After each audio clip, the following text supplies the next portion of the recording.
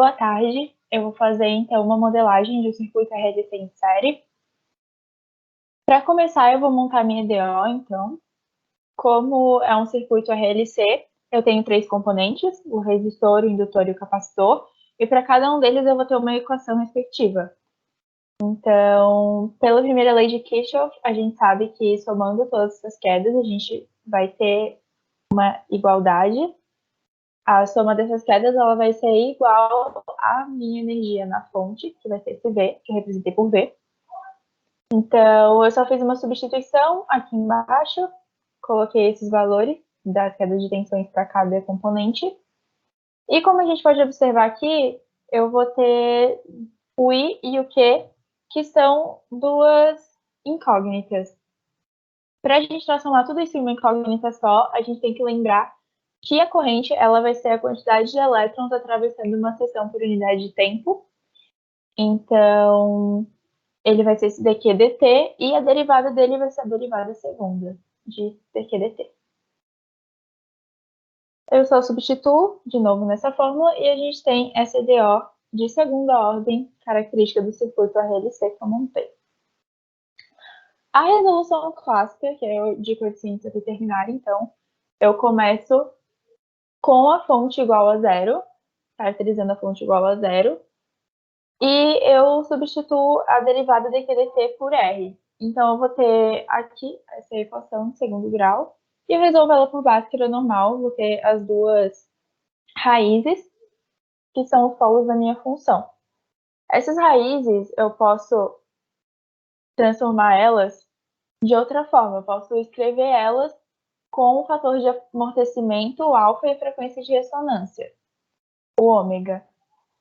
Então, eu posso reescrever ela dessa forma aqui. E para essa forma, eu posso ter 3 casos, 3 tipos de soluções. Eu posso ter o caso superamortecido, o caso de amortecimento crítico e o subamortecido.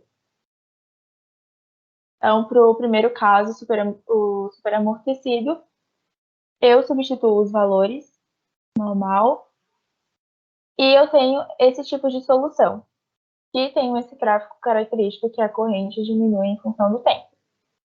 Para o caso de amortecimento crítico, eu vou ter também a mesma coisa, a igualdade, e aí eu só substituo valores, e chego nessa solução aqui, e também um gráfico característico. Nesse caso aqui, as raízes vão ser iguais, então eu tenho o mesmo valor. E o último caso é subamortecido, em que a gente vai ter duas raízes com valores negativos dentro. Então, quer dizer que a nossa solução vai ter uma parte imaginária, que no caso é essa solução aqui, e a gente rearranja ela de acordo com a identidade de Euler, então a gente usa essa identidade de Euler aqui, e a gente tem essa solução aqui, que já descreve o gráfico que ela representa, que é esse gráfico aqui embaixo. Então a gente pode ver que ela vai ter esse comportamento aqui, oscilatório, e ela vai ter um decrescimento exponencial. Essa oscilação ela vai ser representada devido a esse cosseno e esse seno que a gente tem na solução. Então, depois eu vou resolver ela por um sistema de EDO. Então, eu faço essas substituições, coloco ela dentro de matrizes e acho os autovalores, que são exatamente as raízes que eu achei no outro método. Aqui, no caso, lambda 1 e lambda 2. São os dois autovalores dessa EDO. Aplicando os dois autovalores aqui nessa raiz, tirando o determinante, eu vou ter os autovetores, que são esses dois. Então, a minha solução ela vai se dar por uma parte homogênea e uma parte particular. A parte homogênea, então, eu tenho essa matriz aqui e eu vou ter essa solução. Para o caso particular, em que a fonte vai ser constante, eu aplico essa fonte, né, dentro, e eu tenho essa solução particular. Então, a solução geral é só juntar a homogênea particular e vai ser essa aqui, que se aplicar valores vai ser exatamente a anterior que a gente achou. E por último, eu tenho uma resolução por transformada de Laplace, que nesse caso eu apliquei valores para ficar um pouco diferente. Então, eu apliquei esses valores aqui em cima, resistor 4 ohms, 1 Henry aqui no indutor, 0,25 Faraday aqui no capacitor e uma tensão de 20 volts. Então, só coloquei na fórmula, fiz a derivada de Laplace, apliquei as condições iniciais, em que no tempo zero que vai ser zero, e a corrente também igual a zero. Fiz todos os passos e encontrei essa solução aqui, né? Aplicando a transformada inversa de Laplace aqui nessa função que eu encontrei. E a gente pode ver aqui nesse QGT que ela é também igual às outras anteriores, e se substituir, colocar ou uma variável, ou colocar valores nas outras, a gente vai ter exatamente a mesma solução para todas as três fórmulas. Então, através do Laplace, a gente consegue ter a função de transferência, que vai ser exatamente essa daqui. E a gente tem aqui o degrau unitário, que eu vou apresentar um pouquinho mais no MATLAB. Então, eu vou começar mostrando a resposta natural do circuito RLC.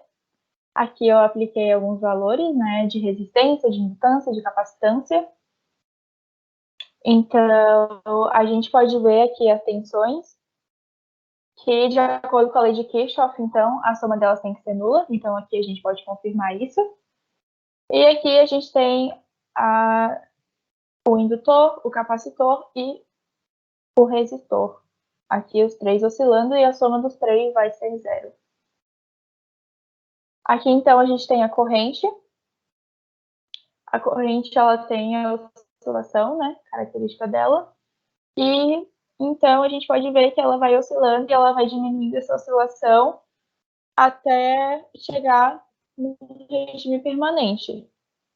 Nesse caso, aqui em 4 milissegundos aproximadamente, ela já começa a quase ter o regime permanente e depois de um tempo ela zera, que é quando ela entra no regime permanente, então não tem mais uma corrente dentro desse circuito. A corrente é zero. A gente pode ver aqui que se a gente mudar essa resistência para zero, ele vai se comportar de outra maneira. O circuito RLC, como o R vai ser zero, ele vai se comportar como um circuito LC apenas. Então, aqui na parte de tensão, continua a mesma coisa, dá zero, porque a gente só vai ter o indutor e o capacitor, né? E a corrente, então, ela vai ter essa oscilação, só que a gente pode ver que, diferente da anterior, que ela ia diminuindo a oscilação, aqui ela continuou oscilando para sempre. Porque, como a gente tirou o resistor ele tirava essa energia, ele dissipava a energia do circuito. Então, como não tem dissipação de energia, a corrente vai continuar ali, vai continuar oscilando dentro do circuito. Aqui a gente tem uma resposta. Nesse caso, eu apliquei um trem de impulsos. Então, a gente tem aqui as tensões, a gente pode ver aqui os impulsos. E se fosse o impulso unitário, no caso, aí seria apenas essa primeira parcela aqui, característica do circuito. Então, aqui para a parte da corrente, a gente pode ver de novo um impulso bem caracterizado. A gente tem aqui picos de impulsos. Como eu disse, foram vários impulsos aplicados, então aqui a gente tem vários. Mas se fosse um impulso unitário, também seria apenas essa primeira parcela aqui, e depois ele ia começar a entrar em regime permanente nessa parte aqui. E a corrente seria zero novamente. E por último, então, a resposta ao degrau para o circuito RLC. Aqui, então, começando pelas tensões, eu apliquei, no caso, aqui uma tensão inicial no capacitor de 0 volts, e o valor da fonte de tensão que eu apliquei é 20. Então, a soma do capacitor, do indutor e do resistor tem que ser 20, que é o que está representado aqui pela linha verde. A soma dos três tem que dar 20, de acordo com a lei de Kirchhoff. Aqui, então, a gente pode ver a soma dos três, os três aqui, cada um sua cor.